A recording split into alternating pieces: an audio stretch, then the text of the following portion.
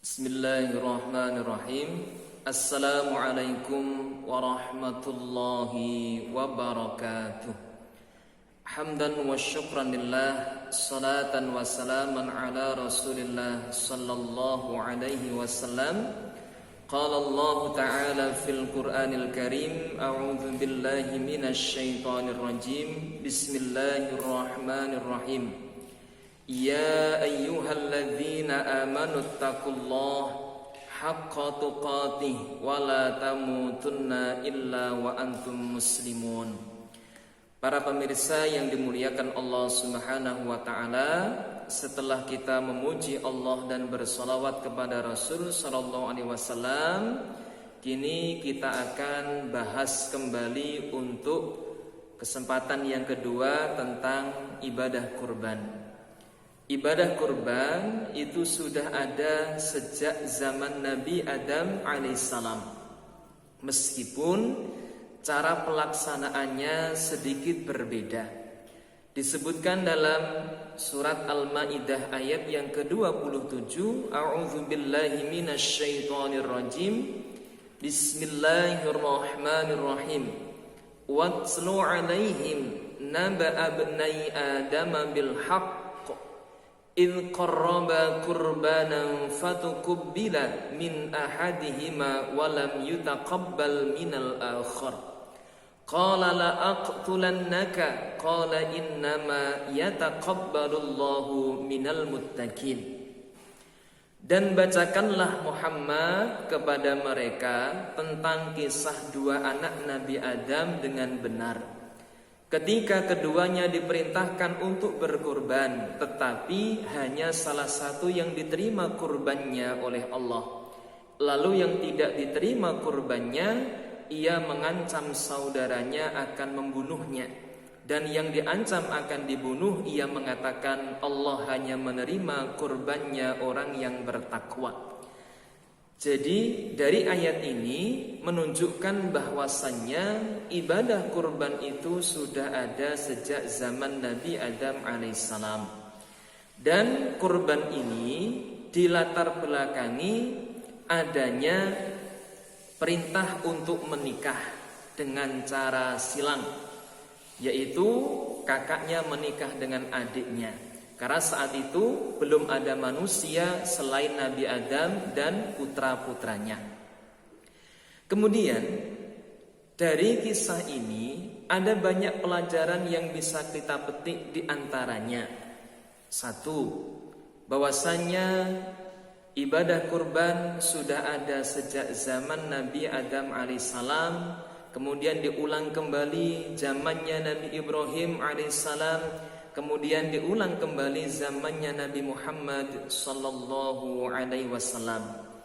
Kemudian yang kedua, standar diterimanya kurban oleh Allah Subhanahu wa taala itu masih sama, yaitu kurbannya orang-orang yang bertakwa, yang mana mereka mengorbankan sesuatu yang terbaik untuk Allah. Maka putra Nabi Adam, atau dalam tafsir sering disebut Habil, ia mengorbankan dengan sesuatu yang paling dia cintai, yaitu berupa kambing yang paling gagah, paling bagus, paling sehat, yang dia korbankan untuk Allah Subhanahu wa ta'ala. Dan ini menjadi standar sampai saat ini, di mana Allah Subhanahu wa ta'ala juga berfirman, la yanalallaha luhumuha wala dima'uha walaki yanaluhut taqwa minkum. Sekali-kali tidak akan sampai kepada Allah darah dan daging hewan kurban yang kalian sembelih, tetapi yang sampai kepada Allah adalah ketakwaan kalian. Meskipun ada satu riwayat yang menyatakan wa innad dama la yaqa'u 'ala Allah bimakanin qabla ayyaqa'al ard fatayyibu biha nafsan. Darah hewan kurban itu akan sampai kepada Allah sebelum menyentuh tanah. Maka perbaguslah hewan kurban kalian. Tentunya antara ayat Al-Quran dan hadis Nabi tidaklah bertentangan. Ayatnya menyatakan daging dan darah tidak sampai kepada Allah, tetapi ada hadis yang menyatakan darah sampai kepada Allah. Itu menunjukkan bahwasanya betapa cepatnya Allah Subhanahu wa Ta'ala menerima amalan orang yang berkorban, bahkan lebih cepat daripada darah hewan kurban yang disembelih sebelum menyentuh tanah. Kemudian hikmah yang ketiga, bahwasanya syariat menikah itu sudah ada sejak zaman Nabi Adam alaihissalam. Makanya di dalam surat Ar-Ra'd Allah Subhanahu wa Ta'ala berfirman, "Walaqad arsalna rusulan min qablika wa ja'alna lahum azwajan wa dzurriyyah."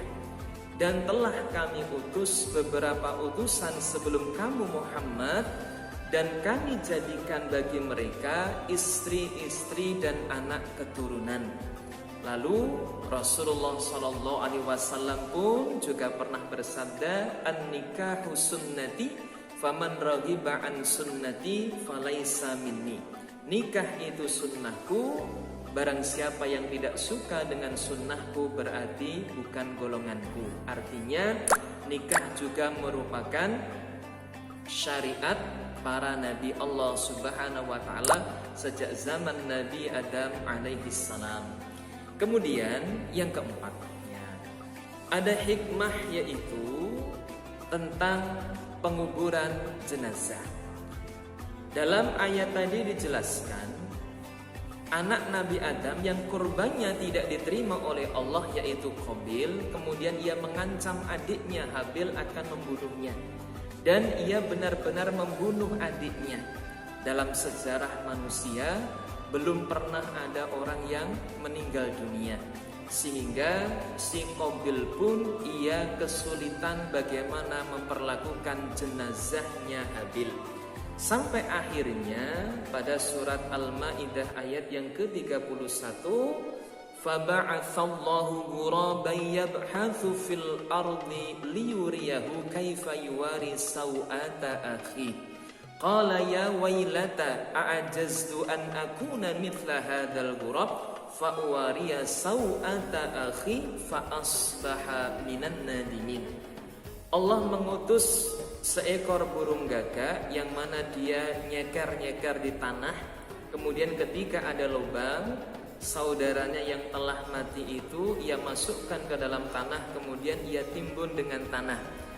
Si Qabil memperhatikan perilaku burung gagak tersebut. Kemudian ia mengatakan, "Sungguh aku lebih lemah daripada gagak apabila aku tidak mampu melakukan seperti yang dilakukan oleh gagak terhadap saudaranya."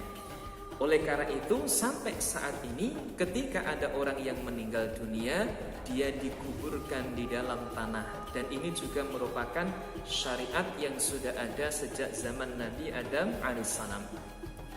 Kemudian poin yang berikutnya, adanya sebuah amalan yang ini disebut dengan amalan jariyah, baik jariyah pahala maupun jariyah dosa. Saat Qabil membunuh Habil, maka Rasulullah SAW menjelaskan, hal ini disebutkan dalam kitab tafsir Ibnu Katsir juga, di mana Rasul bersabda, "La tuqtalu nafsun zulman illa kana ala ibni Adam al-awwal kiflun min damiha li'annahu awwalaman sannal qatl." Tidaklah ada orang yang dibunuh secara zalim melainkan anak Nabi Adam yang pertama bernama Qabil. Ia mendapatkan bagian dosa karena dialah orang yang pertama kali melakukan pembunuhan secara zalim di muka bumi.